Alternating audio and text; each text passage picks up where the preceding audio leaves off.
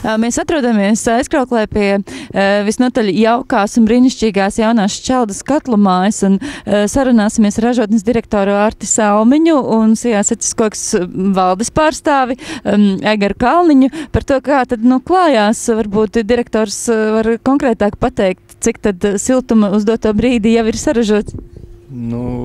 Pašlaik esam pilsētai tā kā pārdevuši 1753, kā šorīt noskaidroja megavatstundas.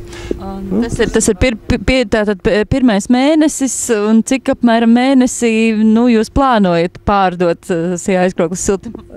Tas īstenībā ir ļoti atkarīgs no laikapstākļiem, bet plānā bija 3130, ja nemaldos. Apmēram uz to mēs arī ejam, ja mēs nebūtu zaudējuši tās dažas dienas mēneša sākumā.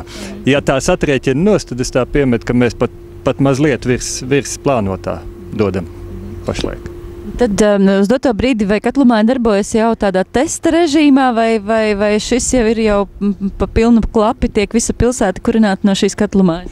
Pašlaik jau mēs tā kā vienīgie sildam to pilsētu. Jā, testā mēs strādājam, kamēr vēl darbojas arī pilsētas katlumāja. Tad mēs to visu iztestējām, pārbaudījām, tā kā viss iet.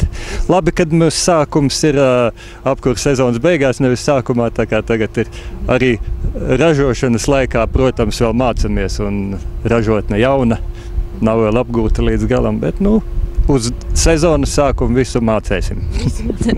Ļoti jauki. Kā Eceskoks vadība ir apmierināta ar šīs jaunās ražotnes startu? Ir apmierināta. Vienkārši, jo viss, kas bija paredzēts, tas viss ir piepildījies. Un mēs iepriekš par dažādām iedzīvotāju bažām jau arī ar Egaru runājām par šīm tā automašīnām, kas pievedīs Šķeldu vai netraucēs skolēniem un iedzīvotājiem, par trokšņiem, par dūmiem. It kā lielu sūdzību nav, bet kā tu pats vērtē šos visus riska faktorus? Es domāju, ka tie ļoti mazi riska faktori, un mašīnas ir tikai 2 vai 3 dienā. Un es domāju, ka tas nerada cilvēkiem nekādas problēmas. Un mēs vēl no savas puses darīsim to, ka pielabosim pavasara pusē gar skolu, gan rūpniecības ielu, gan šo iebrauktuves ceļu, novērsīsim pašas mazākās bedrītes, aizlāpīsim ar asfaltu, un tad faktiski nevajadzētu būt nevienam kreņķi par to lietu. Un par dūmiem es domāju, ka tie ir ļoti rūpīgi izrēķināti un precīzi sadedzināti dūmi, un no viņiem varētu būt tikai patīkama smarža. Pat ja viņi kādreiz ir, palielinot jaudu, dūmi rodās. Un es domāju, ka viņi nerada cilvēka veselībai pilnīgi nekādu kaitējumu. Skaidrs. Un apkuras sezona tūlīt beigsies. Ko jūs darīsiet pavasaru? Jūs ražosiet silto ūdeni? Kā tas notiks? Mēs ražosim tik daudz siltumu, lai jūs varētu pilsētā sasildīt ūdeni. Un tur arī ir kaut kāds regulējums ar Sijā aizkrauklas siltumu, cik tad daudz ūdens būs no jums un cik no viņiem? Nē, viss ūdens būs no mums. Kamēr jauda nebūs lielāka par kādiem 5, 6, 7 vai 8 megavatiem, tikmēr visu siltumu daudzumu, kas nepieciešams sildīšanai, māju sildīšanai un ūdens sildīšanai, būs no mūsu katlumājas. Augstākajās dienās, kad mēs nevarēsim tik daudz siltumu saražot, tad ieslēgsies automātiski pilsētas gāzes katli. Skaidrs. Ražotne sākusi darbu, ražotne ir direktors, varbūt jautāšu direktoram, cik tad cilvēki, cik darba vietas ir šajā ražotnē? Bez manis 4. 5 darba vietas uz visu šo lielo māju un sarežģītajām iekārtām. Tā sanāk, jā. Diezgan rūpīgi atlasījām un ir labi operatori, nekāda vaina. Tas ir pietiekami, ja? Pietiek, jā, pietiek. No kurienes jūs pērkat kurināmo? Es dzirdēju, ka Eceskoks tik daudz nevar saražot. Tas ir centralizēti iepirkts kurināmais. HV Enerģija ved mūs pagaidām to kurināmo. Varbūt būs cits konkurss, būs cits piegādātājs, pagaidām ir viņi. Mēs noteikti vasaras otrajā pusē rīkosim Šķeldas iepirkšanas konkursu. Un ar tā doma būtu tāda galvenā, lai tai konkursā varētu būt visizdevīgāk piedalīties un uzvarēt arī mūsējiem vietējiem Šķeldas ražotājiem. Tas būtu tas labākais. Mēs būtu gandarīti, ja mums izdotos sadabūt piegādātājs, kas būtu mūsu vietējie cilvēki. Labi, paldies par sarunu, lai veiksmīgs šis te, it kā vēl testa režīms, lai viss rit uz priekšu, un tad jau... Man jāiebilst, jo šis nav vairs testa režīms. No 1. aprīļa tas jau ir īstais, normālais siltuma ražošanas režīms. Vislabākajā vārda nozīmē. Un iedzīvotāji visticamāk savos rēķinos redzēs labumu tad, kad tiks apstiprināts jaunais tarifs.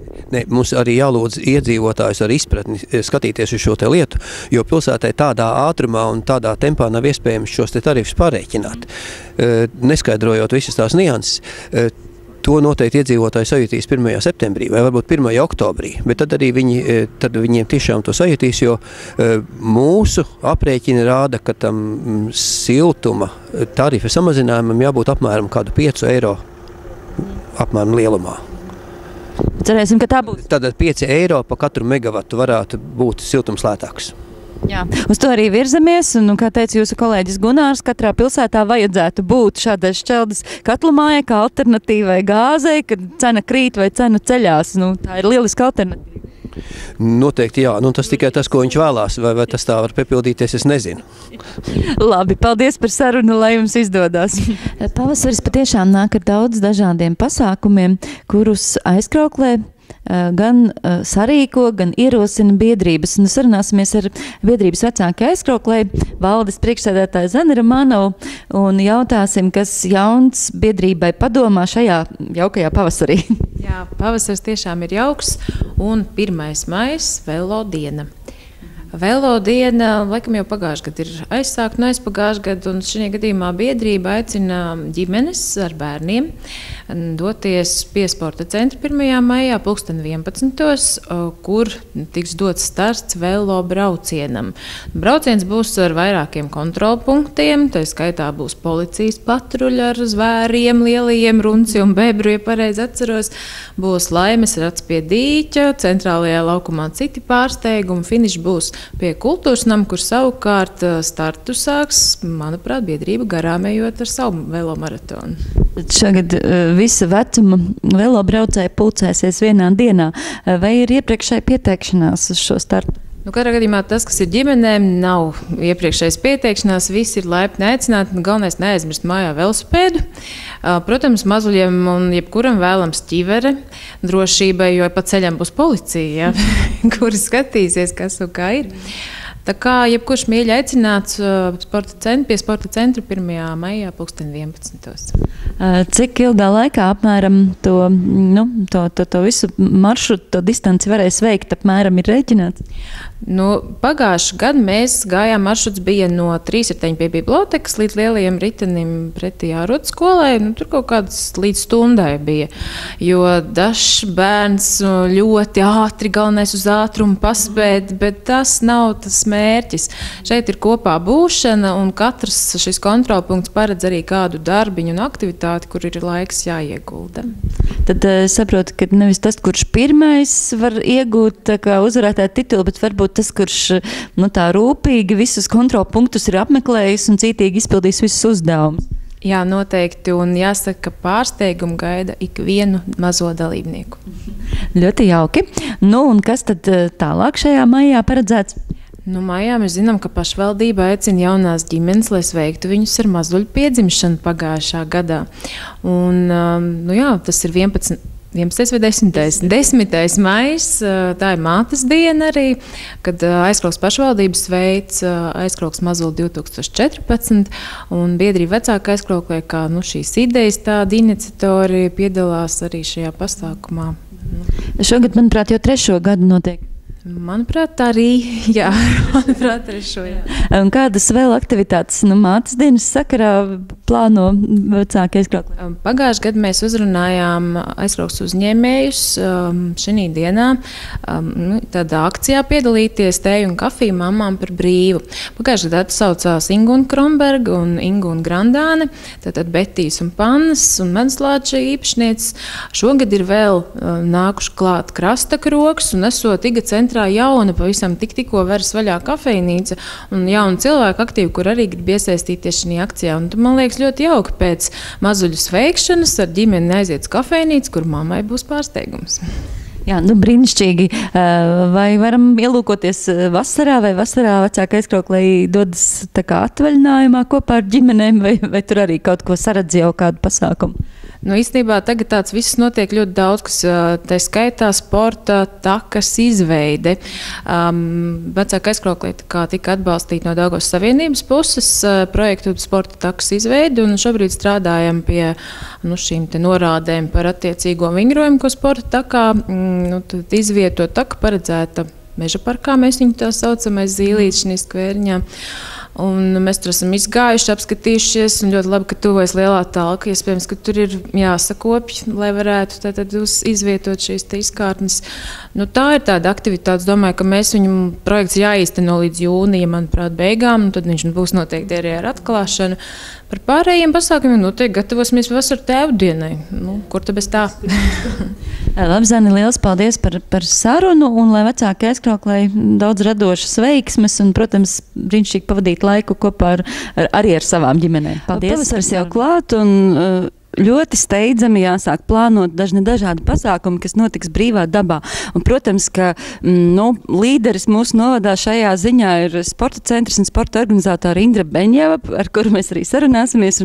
Un mūsu novadā jau plakāti, reklāmas vēsta par to, ka 3. maijā aizkrauklē atkal būs pusmaratons. Vai tā ir taisnība? Tā ir taisnība. Tiešām aizkrauklis 2. pusmaratons.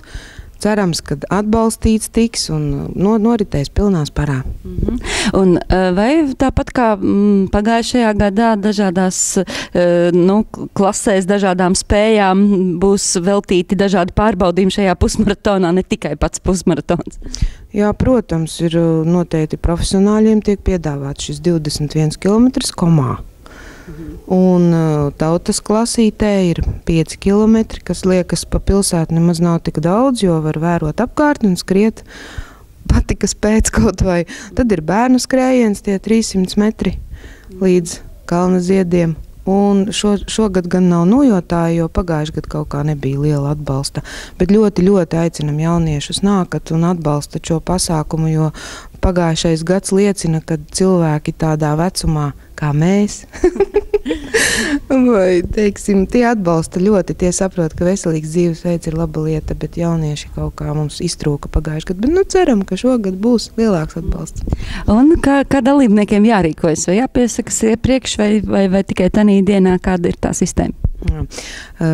Pieteikties noteikti var iepriekš, tas arī ir nolikumā, mājaslapā ielikts, un pateicoties Arvim Upītim, kurš ir izveidojis mums tādu mājaslapu ar mūsu sporta svētku, aizkrauklas sporta svētku saukli Sporto aizkrauklē.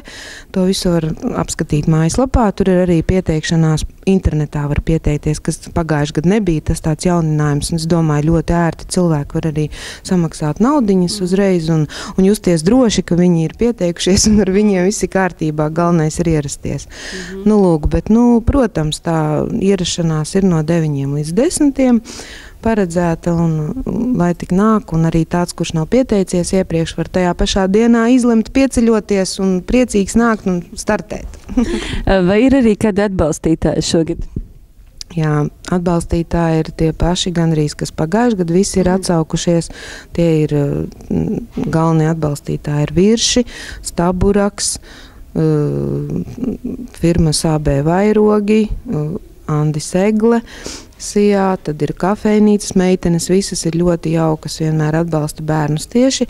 Mums tur tāds paredzēts bērniem, lai pēc skrējiena būtu vēl spēks, tad viņiem tiek dots pīrādziņš un kaut kas tāds garšīgs, un visas kafejnīcas ļoti labprāt atbalsta gan panna, gan solo, gan meduslācis, un tad ir Lizante ziedu salons, Blue Box, lai varbūt pirmos saules starus baudīt solārijā, un pēc tam, kurš tā domā par sevi. Staburaks, protams, ar informāciju un afišām. Laikam visus nosauc, ja kādu aizmirst, piedodiet, bet afišā viss ir. Jā, gan jau mēs vēl tiksimies, un arī atbalstītāji varbūt vēl kādi jauni radīsies, vēl jau ir laiks. Vai mēs varam teikt, ka šis tāds aizkrauklas pusmaratons tiek daļai veltīts Latvijas neatkarības atgūšanai, jo 4. maijā svinēsim 25 gadus, kopš esam atgūši neatkarību, vai kaut kādi varbūt šie nacionāli elementi tiks izmantoti? Nu, noteikti mēs varam, protams, piespraust lentītes tāpat kā 18. novembrī, vai ne? Varbūt varam ierasties jau ar kaut kādu nacionālo simboliku. Un var tautas tērpā skriet. Tas arī nav aizliegts bez šaubām. Protams, ka šī diena, mums tas 3. maijs vienkārši dzima tāpēc, ka ir tomēr pavasaris un tās pirmās dienas siltās un cilvēki birst ārā no mājas un gribās viņiem sauli un skriet un zaļš jau mazliet ir. Nu, lūk, tā, kad, protams, ar dzimtenes sajūtu sirdī bez šaubām, vai ne? Jā.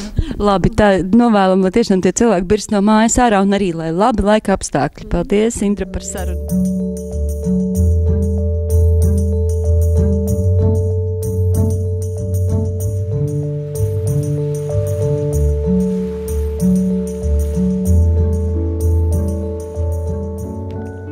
Vilnis Plūme bija Aizkraukles novada domes priekšsēdētājs no 2001. līdz 2011. gadam, dienai, kad viņš aizgāja mūžībā. Viņš vienmēr visās savās runās uzsvēra, uzsmaidīsim viens otram. Tātad pieiesim ar labestību cilvēku lietām, cilvēku problēmām. Viņš mīlēja Aizkraukli, viņš mīlēja Aizkraukles cilvēkus, viņš mīlēja savu darbu, un viņš nekad, teiksim, viņš vienmēr vērtēja tā, ko viņš varēs izdarīt. Nu, tieši tādu labu, paliekošu, un kas varētu palikt, kas vajadzīgs cilvēkiem. Pēc tam, kad tētis aizgāja, tur cilvēki, domu biedri, aizkrauklieši, sāka diezgan drīz runāt par to, kā viņi gribētu pateikties, kā iemožināt tēta piemiņu. Bērni un sieva Sarmīte centās radīt ko tādu, kas turpinātu viņa vērtības. Aizkraukles iedzīvotāji, draugi un līdzcilvēki apvienojās, lai iemūžinātu ilgadējā Aizkraukles saimnieka Viļņa Plūmes piemiņu garīgā piemineklī. Stipendija, kuru turpmāk talantīgiem, bet masturīgiem Aizkraukles jauniešiem dod iespēju saņemt labu augstāko izglītību. Viļņa Plūmes piemiņas stipendija man ļāva no vidusskolnieces izaugt jau praktiski par pilnvērtīgu darbinieku. Es varēju studēt sevis izvēlētajā specialitātē. Tas viss paaugstināja manu pašvērtējumu un ļāva saprast gan to, ko es varu darīt, gan to, ko es gribētu darīt šajā dzīvē. Kā viņa darbi, viņa personības piemērs varētu kalpot kā tāds pozitīvs tēls arī mūsu pilsētas jauniešiem. Zinot, ka medicīnās studijas ir ļoti grūtas, jo daudz studenti krīt ārā kalkvijos. Ir tas stimuls. Pirmkārt, tas, ka tu vēlies, ka esmu izvēlējies studēt to, ko es vēlos, tas man dzen uz priekšu. Stipendija man palīdz, atbalsta, tas kā valsts praktērs uzreiz kāpjot uz aizmuguri. Jūlija ir jaunākā biznesa analītiķe enerģētikas uzņēmumā. Nākotnē sapņo turpināt strādāt enerģētikas jomā. Edgars ir patriotiski noskaņots. Cer, ka valstī situācija uzlabosies un varēs dzīvot Latvijā, palīdzot cilvēkiem kā ārsts. Es studēju medicīnu Rīgas Stadiņa universitātē 1. kursā. Finansiālais atbalsts ir svarīgs sevišķi mūsdienās, kad pasaule ir tik materiāla un viss. Morālais atbalsts arī, jo man jārēķinās ar tiem cilvēkiem, kas man uzticējās un deva to stipendiju. Katra cilvēka un valsts attīstības pamats ir laba izglītība. Ikvienam, kurš vēlas palīdzēt Aizkraukles talantīgo jauniešu izglītošanai labākajās Latvijas augstskolās, palielinot pilsētas un novada iespējas nākotnē iegūt augstas raudzes speciālistus, kā arī kopīgi pielikt roku sava novada augšupējā, iespējams ziedot.